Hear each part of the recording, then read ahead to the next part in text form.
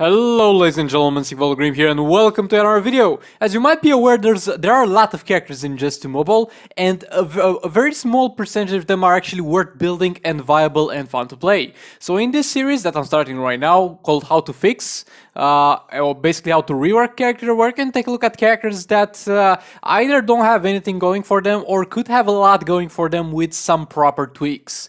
Today we're going to take a look at Dark Supergirl, and if you have suggestions for future episodes, make sure to leave them down in the comments. Of course, if you enjoyed this video, please do like, comment, subscribe and share, it does help a lot, and let's get into it.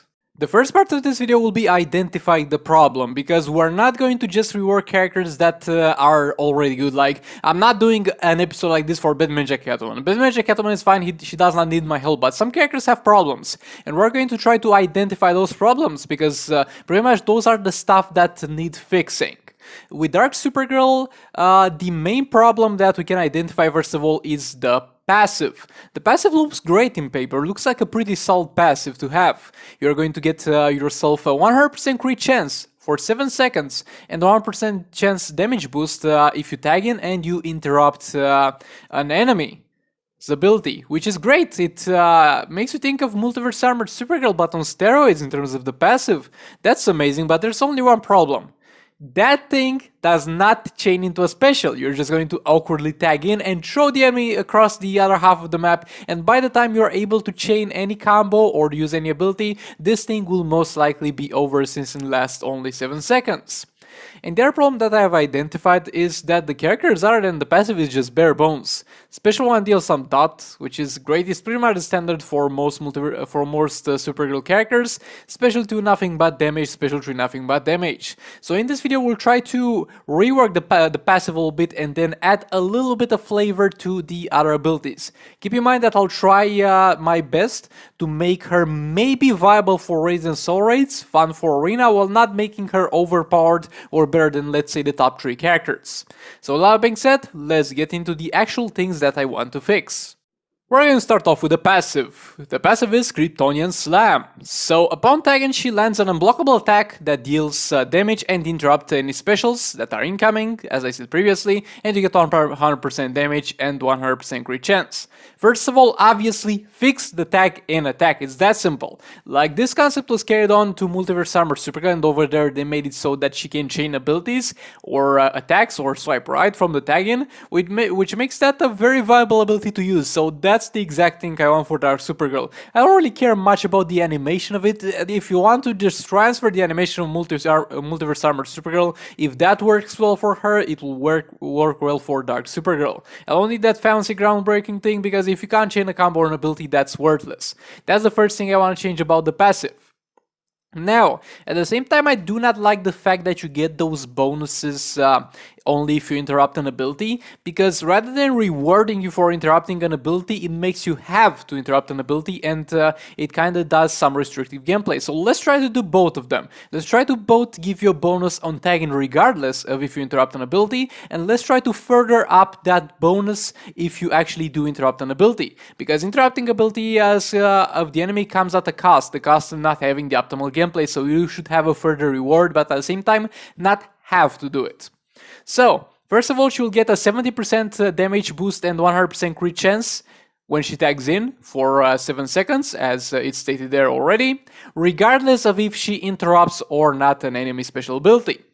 Furthermore, if she interrupts an enemy special ability, she will get healed by 5% of her total health for each power bar that the enemy did used on that special that was interrupted. So for example, the enemy uses an ability that costs 5 bars of power, you interrupt it with your tag in, and you get 25% of your health regenerated. And furthermore, if she gets an interruption on an enemy ability when she tags in, she will get a 20% damage boost for the entire duration of the fight. So see what I did here? We already get a damage boost on tag in. That is lowered a bit, it's not 100% anymore, it's 70%. But if you do interrupt like 2 tag-ins, 2 abilities on tag-in of the enemy, you're already getting more than that, and that can scale more throughout the fight. So over here, you can at the same time not interrupt any of the enemy's abilities, so that you keep the flow of the battle and the flow of your combos, and at the same time you're going to be rewarded if you do so. I think this is a good way forward for the passive. Now let's move on to the abilities. Before I get into the special ones, I want to say that we will keep the animations. There's no reason to change the animations. The animations are just for the visuals. It matters what the ability does. So the special one, as it is right now, it does nothing but inflict some dot damage, and dot damage is arguably better than normal damage, I guess, but that needs some stuff added to it. So, the special one will have a 40% chance to apply burn on each instances of damage up to 3 times. Let me explain. When you use a special one, she's going to use her lasers and damage the enemy 5 times in successive order. And each one of those 5 times will have a 40% to apply a burning effect, and it can be applied up to 3 times, because the burning effect does stack. So that's important to keep in mind. Furthermore, if the target is already affected by burning, instead of refreshing the duration of it, you're going to add 10 more seconds on top of it, and the burning by default lasts 10 seconds. So let's say, yet again, you are going to use your special one and it's going to inflict damage 5 times. Each one of those 5 times will have a 40% chance to apply burning for 10 seconds. If you, let's say, apply burn on the first and on the second, instead of refreshing the duration of the second burn, you're going to have 10 seconds, then it will go up to 20 seconds, or 19 seconds, because 1 second might have gone away between your first instance of damage and the second one. So yeah, hope you got what I'm saying over here. But yeah, the more you trigger this, the longer the burn is going to last. So I think this is a pretty good spot for a special one to be. Might trigger some uses for her in terms of fighting in raids against bosses that have very high armor, and of course going to be useful in the arena. Now let's move on to the special 2. The special 2, as it is base, it does of course nothing. Now we're going to add a simple effect to a special 2. First of all, we're going to add a 3-second stun to a special 2. It's not going to be a percentage chance success stun, it's going to be just a stun. This stun will last for 3 seconds. You're going to get a stun on special 2 that lasts for 3 seconds, of course at level 70 of the ability. Now, if the enemy is going to be afflicted by burn, when you use this on them, you're going to double the duration of the stun. If the enemy is burning, you get double the stun. Now, furthermore, you are going to have a 75% chance for this stun to work against bosses if the enemy is afflicted by burning effect. So by this, we give her a pretty niche use of her special 2, but by conditioning this on the burn affliction, we at the same time not make her the easiest alternative to Arkham Knight Batman for the League of Anarchy team. We just want to make her be her own, not be a support for an already existing team. So I think this will open up some pretty interesting gameplay options in terms of fighting bosses, and of course make her just a little bit more fun in the arena. Now let's move on to a special 3. So first of all, we're going to add a passive to a special 3 that will make you deal 20% more damage for the duration of the fight with a special 3, not in general, just with a special 3. You'll deal 20% more damage with a special 3 for the entire duration of the match for each character that you have killed with a special 3 this fight.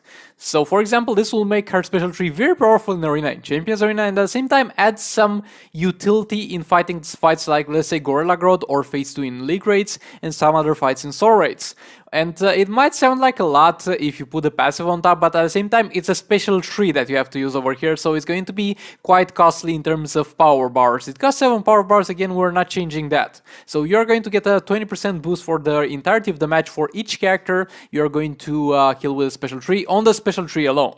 Now, furthermore, we're going to add another effect to a special 3 that's going to make it deal double the damage if the enemies are afflicted both by stun and burning. This might sound a little bit broken, but it's not, because in Just 2 Mobile you're going to rely a lot on building combo with other characters. So a combo of 40 hits will pretty much make you deal double the damage. So we're not trying to add something that's very overpowered to the special 3, but rather add an alternative. Let's say you tag in and it hasn't gone very well, you don't have a 40 hit combo, but at the same time the enemy is already burning because you have inflicted that, and instead of using a special 3 straight away, you're going to use a stun and afflict the enemy by the stun, and then when they're afflicted by the stun, you're going to do a special 3, and it's going to be just like if you were doing it on a 40 hit combo. At the same time, This is not restrictive in any way, shape, or form. You can straight away do a special tree without the enemy being stunned. And this might actually open some niche team with her and Arkham Batman being the stunning character and her tagging in for a special tree. That would be very interesting to see. But yeah, hopefully this will do for the special tree. And with all that being said, this is everything for the idea of the rework of Dark Supergirl. I really tried to keep it balanced in Raisin Stories, but at the same time maybe make her viable for the maybe top 10 teams. And at the same time make her as fun as possible in the arena. Again, let me know down in the comments what you think about this idea of rework of Dark Supergirl. Let me know if they should implement it or not. And let me know down in the comments what you think we should talk about next in terms of character reworks. And with all that being said, thank you so much for watching. Please do like, comment, subscribe, and share if you enjoyed this video. Dislike if you dislike it, maybe hit that bell button. And with all that being said, I'll see you all in the next one. Goodbye.